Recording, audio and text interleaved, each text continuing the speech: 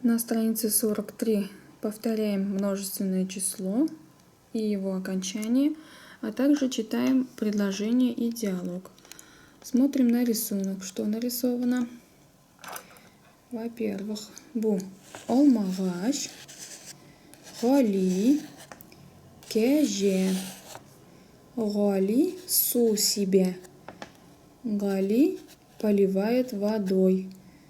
Гали эш ярата. Гали любит работу. Гали сен яхшы малай, говорит алмағаш. Мә сиңа тәмле алма.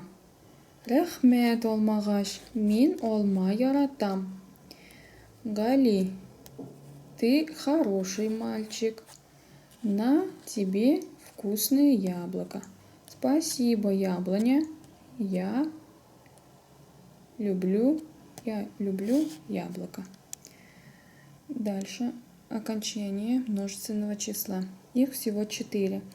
Лор, лер, нор, нер. И как же нам сказать груши? У нас есть груша. Также будет груша в татарском языке. И как сказать груши? Выбираем одно из этих 4 окончаний. Вот у нас слово груша и окончание. На что заканчивается груша? Смотрим на А. Поэтому выбираем, значит, либо лор, либо лер будет.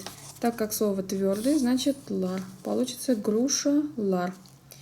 Следующее слово вишня, шие. Шие. На что заканчивается? На гласную. Поэтому либо лар, либо лер. Так как и, шие мягкое слово, тогда лер будет. Шие, лер. Слива. Слива, лар. Сливы. Получится лимон.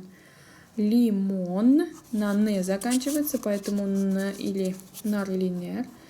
Так как лимон это из русского языка взято, поэтому твердое слово лимон, нар. Помидор. Помидор, лар. Кишер.